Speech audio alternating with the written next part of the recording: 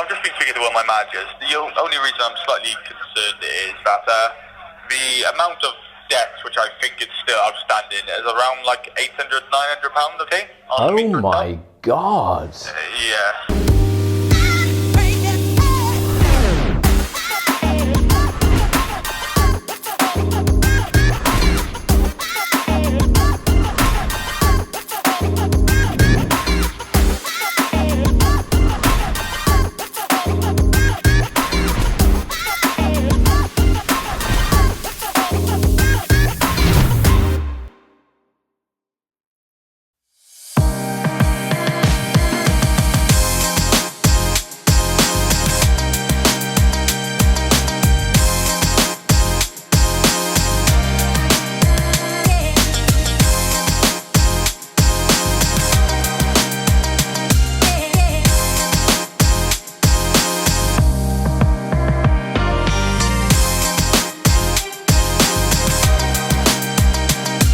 Welcome everybody to episode 34 of WatchRoss, the one where he's finally got the keys. Ah, Petch, welcome to the crib. Come on in. Let me give you a quick tour. This is the pink room, aka Petch's room. It's not really, it's actually going to be an office, it won't be pink for very long. The master bedroom, where the magic happens. Little ensuite through there, where the real magic happens. The toilet! That was just a joke, by the way, where you can do lots of things, like have a bath or a shower. The utility room, where Petch can do my washing. Or the kitchen, which is also in the living room, which is weird because it means you can watch TV and cook in your living room. Don't really agree with that, Petch. And the balcony, which comes with a free chair. Actually, 2 chairs and a rusty table. We won't be keeping those, Petch. They'll be going down the tip. So yes, he has finally bought the apartment, got the keys, it is mine. It only took 6 months, probably nearly 7 months. Petch, can you believe this day is here? No. Petch is laughing in the corner, cannot believe it. It was episode 13 when we came on the vlog. This is what I freaking love about the vlog. Documenting your life, it's incredible. We can look back at the first time me and Petch walked in here with the estate agent 21 episodes ago. And instantly I was like, right, I want to put an offer in on this apartment. It feels right. Thought it was going to be an easy process. My God, it could not have been more complex in the end. But I've learned some incredible things throughout this process that I want to share with you guys. I think there's 3 lessons that you can apply to lots of things in life, not buying a house. You can apply these to whatever, your career, your relationships, getting fit, I don't know, anything that you want to achieve in life, you can apply these to. And I think the first one, lesson number 1, is that the big decisions in life, right? This was a big decision for me to make, to go, right, I'm going to put down like basically my entire life savings. I'm going to lock myself into a load of debt to buy this apartment. That's pretty scary, right? It's a big decision to make. And at the time, I knew I had to make that decision quick before I would talk myself out of it. But then having made that decision, it's still pretty scary. It's still quite daunting, but not for that long, right? A few weeks later, you know, even in the middle of the process when it was all getting difficult, it didn't seem nearly as big a decision and as daunting. So I think the lesson there is that the things that scare you, the decisions that scare you in life, once you've committed to them, they won't scare you for very long. And that for you might be changing your career, going into a relationship. It might be buying property. You can apply it to lots of things. But yeah, the big decisions you make in life are scary when you make them, but they're not going to be scary once you've committed, okay? So don't be afraid of making big decisions. Lesson number 2, Petch, is probably your team. You know what? Your team is critical. If I didn't have the solicitor that I had during this process, massive shout out to Nicola Nolan and Natalie Moylan, amazing people at Versus Law. Give them a little shout out on the vlog, Petch. It's not sponsored. If I didn't have those guys behind me, it probably wouldn't have gone through. Probably would not have gone through. They were absolutely incredible, and the estate agents as well. There was a lot of complications I won't go into during this process with the seller that were not standard at all. And without that team surrounding me, because I had no idea what I was doing, I wouldn't have pushed through this. So your team and the people you surround yourself with are everything. And third, The other thing that I think is everything as well, can you have two things that are everything, Petch? Probably not, maybe. It's your environment, right? The reason I chose this apartment was because it felt, the energy of the place feels great. Look how light it is and bright it is. It's in a really bustling part of town where I live.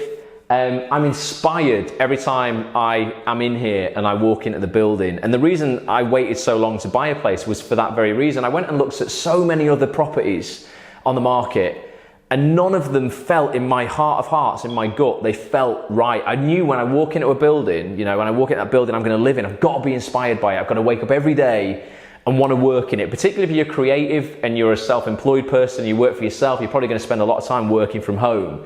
It's critical, I think, that you're inspired by your environment, you know, and that's really either going to make or break you. It does me anyway. If I'm in a tatty environment or I'm in a cluttered environment, I hate it and I get nothing done. So they are my top 3 lessons. Yeah, to recap, lesson 1 was, what was lesson 1, Petch? Big decisions, exactly. Just testing, make sure he's listening. Lesson 1, yeah, big decisions, they won't scare you for long once you've made them. 2, your team is everything. And 3, you've got to be inspired by your environment. One thing that isn't inspiring me right now, Petch, is the fact there's no electricity in this place. If I turn this light on here, I don't know if you can see, got no lights. Not quite sure why that is, because the meter in there is like on. So we've got to figure that out. This is the part of the vlog I like to call, don't laugh, he's electric. Boom.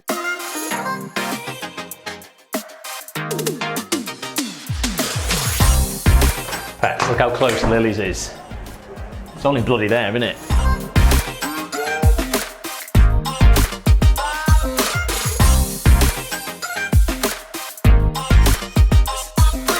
If you have any concerns regarding your key meter account, report key fraud. I don't want to report key fraud, I just want to speak to SSE. How can I just speak to SSE? It shouldn't be this hard, Petch. Have a query? Yes, I do. 03 45, I found it, I think. 073 7969. This could be the one. This could be the one. Worst hold music ever. I mean, what's this? We are sorry for the delay in answering your call. You will shortly be connected to an advisor. I hope I will be. You know what I said about being inspired by where you live before, Petch? Thank you for your patience. Your call will be answered as soon as possible. Not feeling as inspired. I've just bought this property, so I'm just calling because they've got one of these pay-as-you-go meters in it. I didn't realise that's how they were paying their electric. So I mean, there's literally no electric at all in the apartment at the moment, I'm guessing because there's just no credit on that meter. Right, so it's probably because there's debt on that meter, basically, that's in there. I don't have to pay that, thank God. I need to find out how much it is, though. The electricity company will give me a code, and then I'm going to put that in, it's going to clear that debt off. So we've got to do, Petch, is drink our brew, pack up, go back and find Ian, the maintenance man, again, for the 3rd time today, and get that debt cleared. So hopefully, you know what? By the end of this vlog, let's just aim to have electric in the property by the end of this vlog. That'll be a result, won't it? We might have to get Hop on the case. He's going to have to come around in a bit and help. But yeah, drink your brew, Petch. Let's go.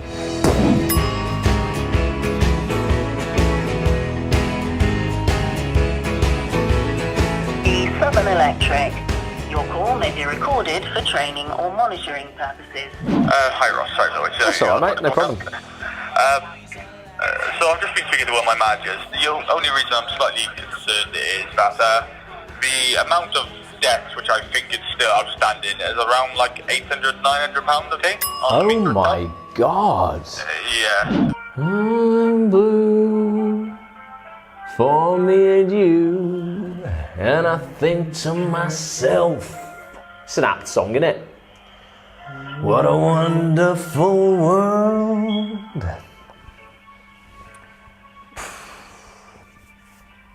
Good job it's summertime, Petch. It doesn't get dark till 10 o'clock.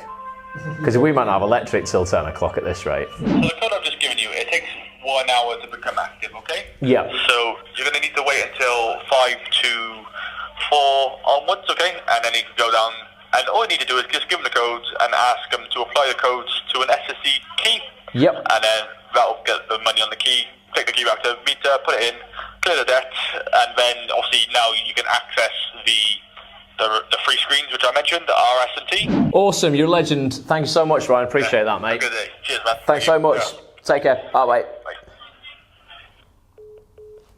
Mammoth call, probably cost me 25 quid. We've got the debt cleared on the meter, all £900 of it. I mean, how do you get £900 debt on your meter, Petch? They're going to ring me back. I'm going to change the meter over. Then me and you have got to take a road trip, well, a walking trip, to pick up this freaking key. What a rigmarole. But you know what? We're gonna get there, Petch. We're going to win. Perseverance, determination, or as Roy Castle from Record Breakers said, dedication is what you need. This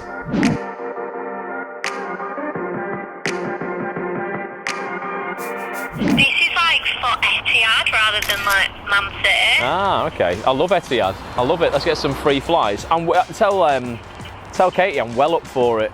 11 o'clock Friday is like sweet. Okay, dokes. I'll let her know. And then, yeah, we'll ask for some free flights as well. Yeah, free flights for Ross and you, obviously. All my friends. Petch can have a free flight. Only one way for you though, Petch. Awesome, right, well, love you and leave you. Thanks for that, and I'll catch up with you soon. Okay, will do. Awesome. Bye for now then. See you in a bit. Bye. See ya. Oh, best voiceover agents in the world. Petch, we've got 0.7 miles to go. Oh, Petch. It's too far, man.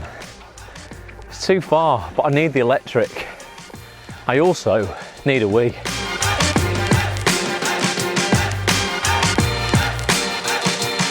How do you get 900 quid in debt on your electric? Oh, you'll be surprised, won't you? Yeah. Really? Petch, man. I feel like Pikachu out of Pokemon. I'm electrified. I hope this little key here is the answer to all of our worries, and we will have electricity. Unfortunately, I can't go and plug it in now because Ian's gone home. We've got to plug it in tomorrow between the hours of 10 and 4 when my man Ian is in. So for now, I mean, what a result. That's job done. But you know what, Petch? The only downside to all of this is we've got to walk back. Come on.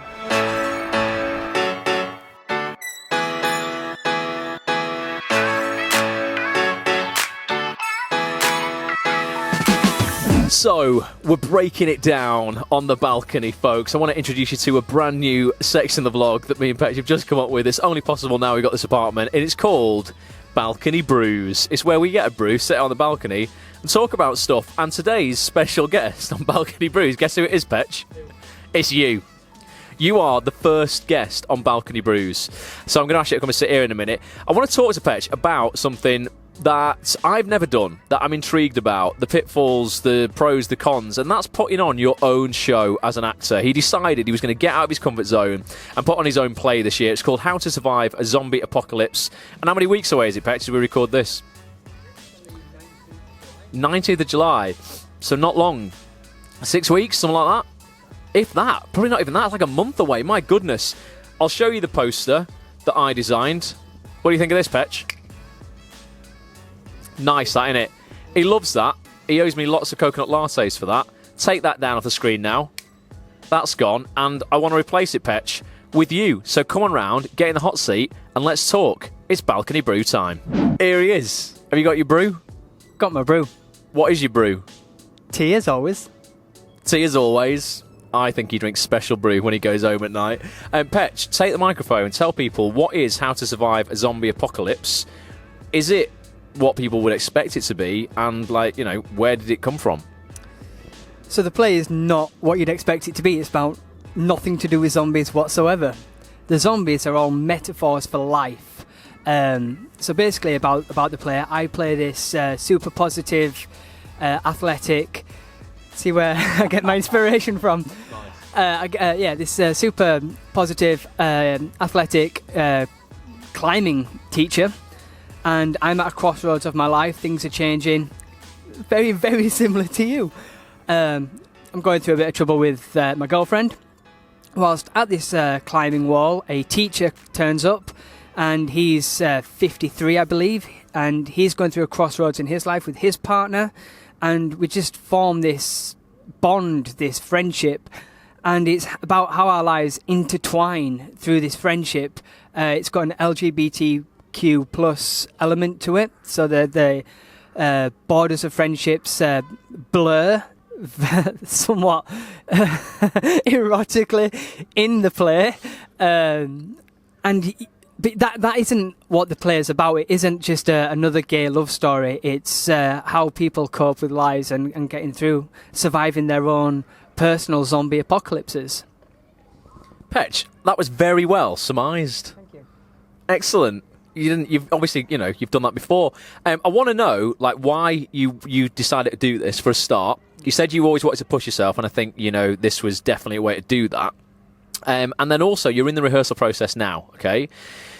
You're probably discovering things in the rehearsal process about yourself, about, like, the process of putting on your own show, pitfalls, things that you're, like, finding hard, obstacles you've got to overcome. What have some of those been? So, like, give us a top couple of lessons that you're learning right now. Excellent. Okay, so you were right. The reason why I wanted to do this, purely selfish. As an actor, originally from Bradford, trying to make it into the Manchester scene I found really difficult to try and get my foot in anywhere. I'd go to auditions for theatres such as 53-2, ADP, and I just wasn't getting through the door. So I figured, do what everybody else is doing and just do your own thing and step outside my comfort zone. I didn't really know anybody in Manchester. I attended a few acting classes where I met Toby, the other actor.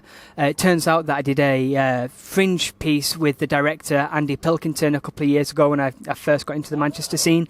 So I've made the connections through that, but it's purely selfish. I wanted to get seen and hopefully to be invited into other people's work as well. And it's also a chance for me to get other casting directors and other industry folk in to see my work. So that's the main reason why I did it. Going through the rehearsal period now, I think the first lesson I've learned is stepping way outside of your comfort zone. Not only putting this on, but the things that I'm doing in rehearsals. So putting this on, I don't class myself as a leader. I'm one of the people who takes on a job and follows other people. So for me, being in charge and telling other people what to do and having all the pressure rely on me is so far out of my comfort zone. I freaking love being in charge. Keep talking, Petch. Well, this is it. I see how well you're doing it. And I'm like, well, my character in the play is basically Ross. I might as well just be Ross anyway. Our friendship isn't going to get blurred. Just so that... No way. Get by. Just pushing me off the chair. The balcony. But yeah, in rehearsals, as I said, there is an LGBT plus theme going through it, which means I do have to kiss this other actor, and we do spend a scene in bed together, and that is so far outside my comfort zone. It's unbelievable. I never thought I'd be able to do that, and what I'm realising about myself is if I just push myself to do it, and it's what you were saying earlier, that fear. Once you just get past that fear, it's no longer a fear. And now we're just kissing for the sake of it in rehearsals. Another lesson that I'm learning is it's quite difficult when the onus ends on you. I've got a good team around me. I've got Jonathan the writer, I've got Andy the director, I've got Toby the other actor, and I've got a young lad called Matthew Taylor who's coming on board and helping out with the social media. And they're all doing really, really good work. I couldn't ask more of them. But I'm finding that when the impetus lands on me and it's my project and I've got certain things that I need to do and certain things I need them to do before I can finish my job, I'm finding it difficult to give up that kind of control and needing things done there and then. And that's kind of a thing that I'm learning about myself, that I get stressed out quite easily when other people, I wouldn't say don't care, they do care, they care a lot. I mean, it's all of our project. It's when I feel like I care about it and I need things done there and then, and they've obviously everybody leads their own lives and things come and go as and when, but it's that thing of when it's your project and you want it to be done to the best of the ability, and it's that. I think we've had this discussion earlier today. Yeah. So I have this as well. So we're talking about that when, you have your own baby. So Acts on This is mine, Bulletproof Actor, the vlog, I guess, is a bit different because it's spread out between me, you and Hop a little bit more. But It's still called, called WatchRoss. I can't expect anyone else to care about it as much as I care about it. Same with all my projects. And I think anyone out there, you've got to realise that no one is going to care about your project, your career, anything in your life as much as you do. And in a way, you can't expect them to. It would be wrong to expect that. You don't care about their stuff as much as they can care about it. And I was saying this to you before, it's not being negative, but for me, the way I handle that is I don't expect anything from anybody in a way, in terms of I have zero expectation. I don't mean that in a negative way, everyone's going to let me down. It just means I'm not surprised if they don't do the things that I need them to do in the time frame that I set out. All the accountability for that and the onus is on me, and that's quite empowering, because I'm like, well, you know what, if I have to, I've got to accept that I've got to put in the most work here, and that's the way it's going to be for me to, get the most out of this project. And the great thing about doing this is you will get the most out of this project. You will get the biggest reward, because you have to, by default, put the most work in, and that's just hustle. You've just got to put the work in if you want to get what you want out of it. And the more work you put in, genuinely, it's the one thing that levels us all. Other people can have more talent than you, can have more money than you, but you can, if you have the right work ethic, outwork everybody. It's the thing that literally is the leveler across life. So just keep working hard, man. And yeah, just something you have to work on. I had to work on that for years. Still am working on it to this day. So to wrap up before we go see Hot, what would you say to anybody out there who's thinking of putting on their own work, or is like, I'm not getting seen by casting directors, I've not got an agent yet, what do I do? Or I'm thinking of putting on my own thing, but I'm shitting my pants. What would you say? I'd say it's simply just do it. No one's going to step in your way apart from you. The only limitations you have are the ones that you impose on yourself, which is a line that my character actually says in the play. Don't let anybody stop you from doing what you want to do. And if you're not getting seen by casting directors, if you're not getting seen by agents, if you're not getting seen in the roles that you want to play, then nothing's stopping you from doing it yourself. You can put on your own play. It doesn't have to cost the world. You can enter it into the Fringe. You can do your own miniseries on the web, on Instagram, on Twitter. There's an abundance of opportunities out there for you to do whatever you want to do. Just get your phone out, get a script out, and just do it. I'm going to end on that. Just do it. Petch, where's your brew? You're going to take the mic. That isn't your brew. I have enjoyed this episode of birthday brews. I don't know why I said that. No, it's because someone texted me before to say it's the birthday tomorrow. They're 29 tomorrow. We got to get birthday brews. No, balcony brews. I'll drink to that, Petch. I'll drink to that. Cheers. Here he is, the lad, knocking around Eden Square with his San Pellegrino water. San Pellegrino. Right, we want to know all about his new projects. He was super enthusiastic about this new job last week. I want to go to the surgery, get a brew, and I can tell the look on your face. Something's changed. Follow us, Petch. Let's go.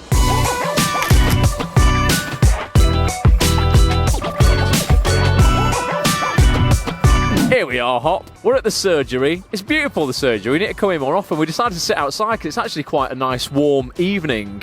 We're having a little soft drink. I'm off the coffee now. Hop, right?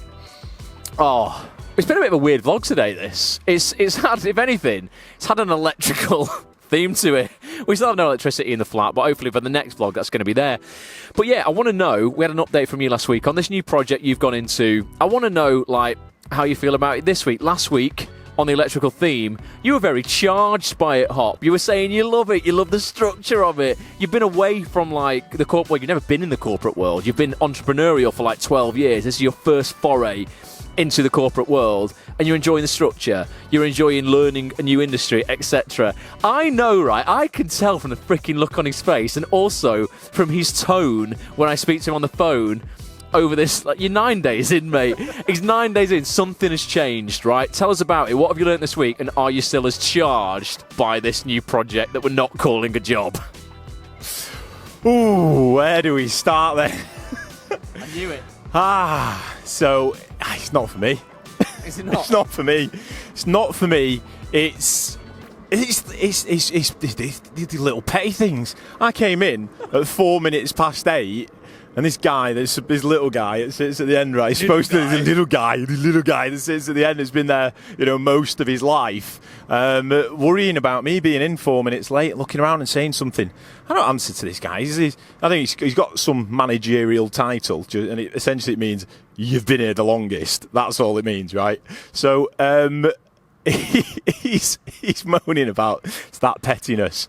He's moaning. He said something about it. I was thinking, you moan about it. I'll do more in the month or two that I'm there. That's a giveaway.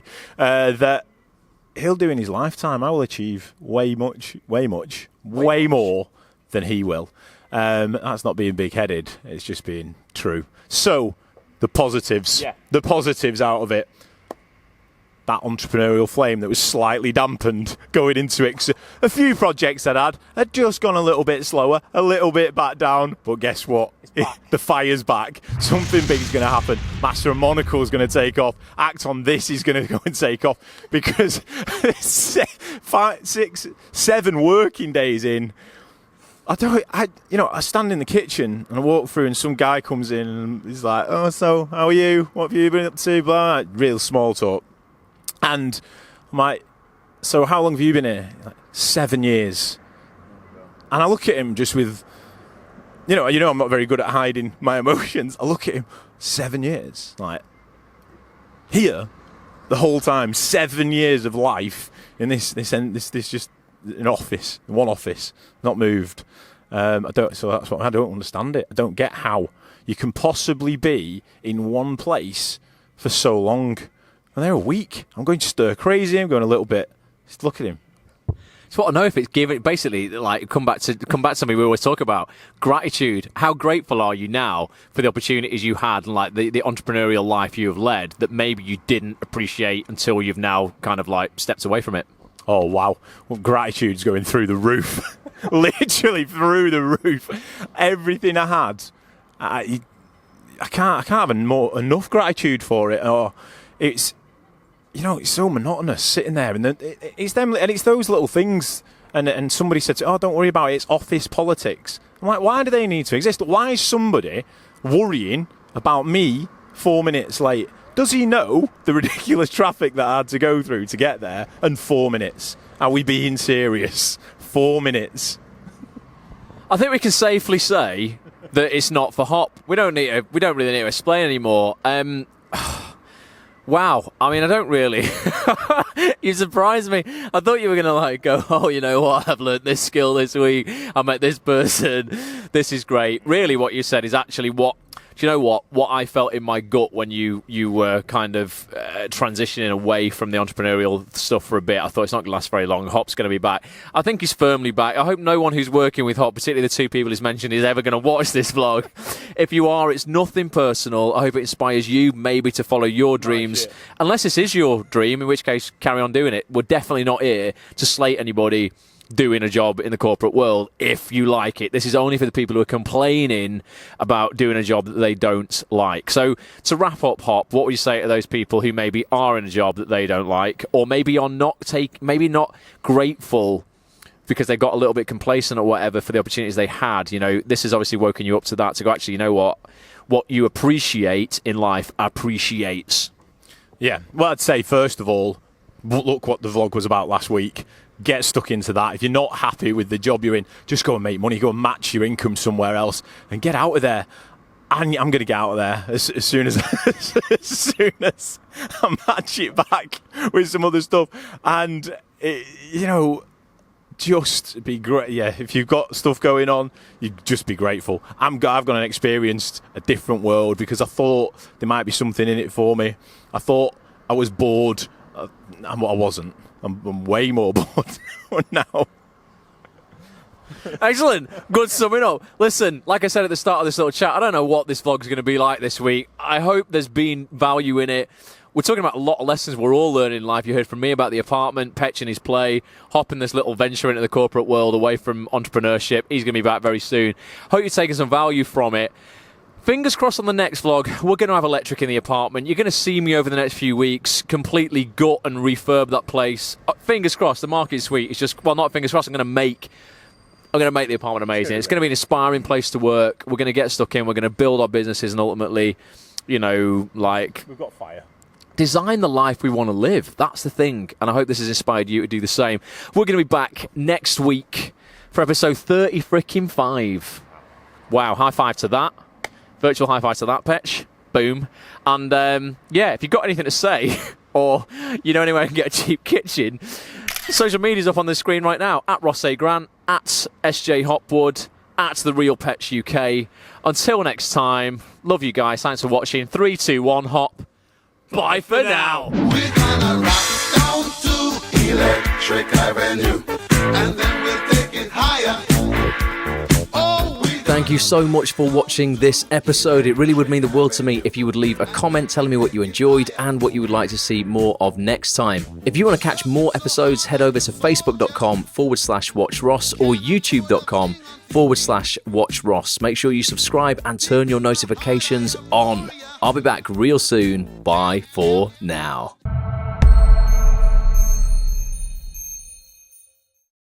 I came in like a wrecking ball. This is called a wrecking bar. $4.99 from B&Q. If you want to rip your skirting off, check this out. Easy as that. Just call me Handy Andy. Or, actually my name's not Andy. My middle name's Andrew. Just call me Handy Andy. Yes. Let's go, Petch. Middle name actually is Andrew.